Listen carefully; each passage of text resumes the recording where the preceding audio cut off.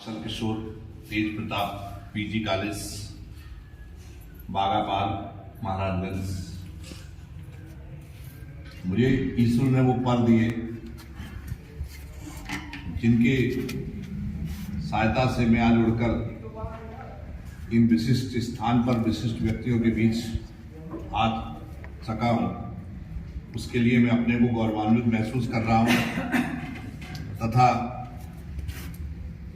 मुझे प्राउड है कि आप लोगों के बीच में हमको अपने विचारों को अभिव्यक्ति का जो मौका लगा है उसके लिए हमें गर्व का अनुभव हो रहा है। आप सभी जानते हैं कि किसी पर्पस से ही हम लोग आते हैं और आपके मन में ही जिज्ञासा होगी कि हम कौन हैं और हमारा यहाँ आने का उद्देश्य क्या है। एक जिज्ञासा आपके मन में होगी और जिज्ञासा होनी भी चाहिए। जिज्ञासा न होती तो न्यूटन न होता। पेड़ के नीचे बैठा हुआ था, उसके मन में जिज्ञासा आई कि पेड़ का फल नीचे क्यों आता है, ऊपर क्यों नहीं जाता है, और उसी से इतने बड़े न्यूटन का सिद्धांत का प्रतिपादन हुआ। मैं सुनील दत्त दुबे टीपीएस अफसर हूं और आपके जनपद महाराजगंज में सीओ ट्रैफिक के रूप में तैनात हूं। एक आप सभी देखते हैं कि बीमारी में जितने लोग मरते हैं और एक बहुत बड़ा सेटअप हमारे पास है। अस्पताल हैं, एम्बुलेंस हैं, सरकारी अस्पताल हैं, प्राइवेट नर्सिंग होम हैं, अस्पताल, एम्स, बड़े बड़े पीजीआई। एक बहुत बड़ी स्वास्थ्य क्रांति है जिस पर पैसा हम खर्च करते हैं। अपराध में कितने लोग मरते हैं, लेकिन इतने बड़ा पुलिस व्यवस्था हम उसके लिए करते हैं। इनसे ज्यादा 50 गुने लोग दुर्घटना में मरते हैं, लेकिन हम कभी दुर्घटनाओं पर एक बहुत व्यापक कोई ऐसी आज तक क्रांति नहीं आई कि हम जो मृत्यु दर है उसको कम कर सकें, दुर्घटनाओं की संख्या कम कर सकें। हम ये जानते हैं कि दुर्घटनाएं खत्म नहीं हो सकती हैं। कुछ मानवीय भूल के तहत दुर्घटनाएं होती हैं, कुछ इलेक्ट्रॉनिक गलतियों के कारण दुर्घटनाएं होती हैं, कुछ तकनीकी कमियों के कारण दुर्घटनाएं होती हैं, कुछ इंफ्रास्ट्रक्चर जो है हमारा उसके कारण दुर्घटनाएं होती हैं। लेकिन हम दुर्घटना में मृत्यु दर कम कर सकते हैं। पूरे देश में प्रतिवर्ष 1.5 लाख लोग दुर्घटना में खत्म हो जाते हैं और 5 लाख लोग दुर्घटना में अपंग हो जाते हैं। लेकिन उस पर हमारा ध्यान बहुत कम रहता है। एक घर का बहुत कमाऊ सदस्य है, घर का मुखिया है, दुर्घटना में खत्म होता है। उस परिवार की स्थिति पर सोचिए कि उसके घर में चूल्हा नहीं जलता है, उस घर के चेहरे की मुस्कान गायब होती है। किसी घर का इकलौता लड़का अगर दुर्घटना में खत्म हो जाता है तो उस घर पर क्या उस परिवार में बीतती होगी आप कुछ समझ सकते हैं।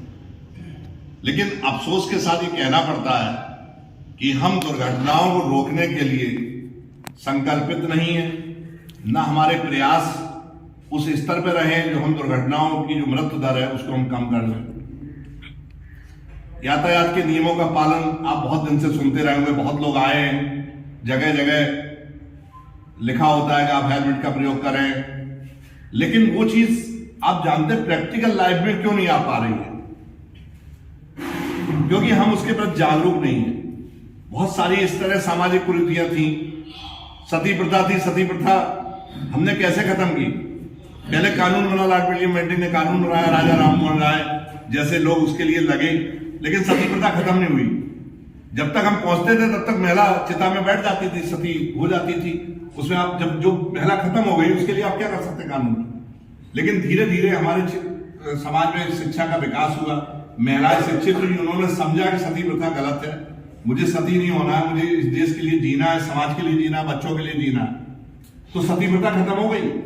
बाल विवाह जब लड़कियों ने ये सोचा कि हमको पढ़ लिख कर आगे आना है, हमको शिक्षा में जाना है, हमको समाज के कई क्षेत्रों में जाना है, तो अभी उन्होंने कहा घर से कि मैं अभी शादी नहीं करूंगी जब तक मैं पढ़ के जॉब नहीं कर लूंगी, या अपने पैरों पर खड़ी नहीं हो जाऊंगी, या हम अपने व्यक्तित्व का विकास कर लूंगी, तभी मैं शादी करूंगी।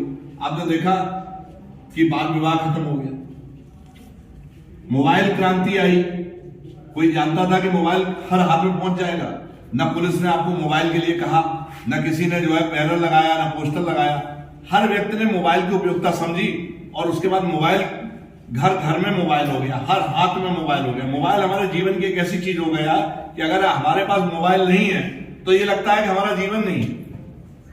हम खाना के बिना रह सकते हैं, पानी के बिना रह सकते हैं, लेकिन मोबाइल में अगर 10 मिनट के लिए नेटवर्क गायब हो जाए तो समझ में नहीं आता कि हम क्या करें। तो मोबाइल के लिए हमने तो नहीं कहा, लेकिन हम हेलमेट के लिए, गाड़ी तेज गति से न चलाने के लिए, सीट बेल्ट बांधने के लिए, ओवर स्पीडिंग के लिए मना करते हैं, लेकिन लोग अभी नहीं समझ पा रहे हैं, इसलिए कि हम उतना लोगों को जागरूक नहीं कर सकते। रात में आप गाड़ी पे जा रहे हैं, ड्राइवर थका हुआ है, एक ड्राइवर 20-20 घंटे गाड़ी चला रहा है, उसको झपकी आ गई, वो किसी खड़े ट्रक में घुस गया, डिवाइडर से टकरा गया, पूरा परिवार खत्म हो गया। इसलिए कि हम ये जानते हैं कि वो ड्राइवर 20 घंटे से थका, लेकिन हमें पहुंचने की जल्दी है। हम कहते हैं कि चलिए भाई पहुंचिए जल्दी, बारात जानी है, प्रोग्राम है, हम लेट हो गए, रिफ्लेक्टर नहीं लोग लगवाते हैं। गांव में अभी कानपुर में एक ऐसी दुर्घटना हुई, एक ट्रैक्टर वाला कहीं गया था धार्मिक स्थल पर, उसने वहां शराब पी ली और शराब पीने के बाद जो है जब वो शराब पी के गाड़ी चला रहा था तो उस ट्रैक्टर पलट गया और उसमें 26 लोग खत्म हो गए। सोचिए 26 लोग। अब वो ट्रैक्टर चालक, ट्रैक्टर पे इतने लोग बैठाना अवैध था, लेकिन दुर्घटना हो ही गई, अब उसमें क्या कर सकते हैं। लेकिन अगर हम अवेयरनेस है, जागरूक हैं, तो हम दुर्घटनाएं भी रोक सकते हैं और दुर्घटनाओं में जो लोग खत्म हो रहे हैं, अपंग हो रहे हैं, उनकी संख्या कम कर सकते हैं। आप हेलमेट लगाए हुए, जरूरी नहीं कि एक्सीडेंट ही हो जाए।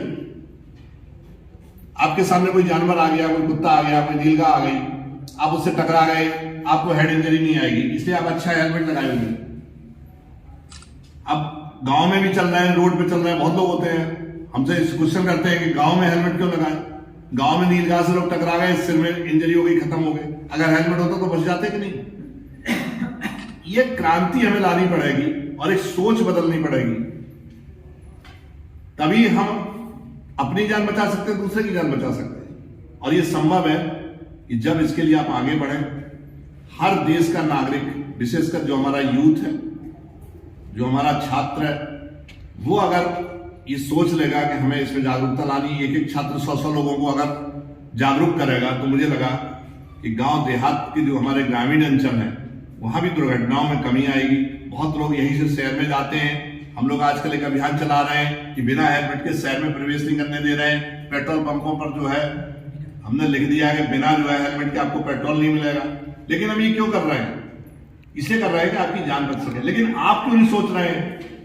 आज भी ऐसे कई हमारे सामने वाकया हुए कि मैं रात में गश्त में जा रहा था, एक गाड़ी पेड़ से टकराई, उसमें एक नवयुवक था, अपनी पत्नी, उसके 2 बच्चे, ब्लीडिंग हो रही थी।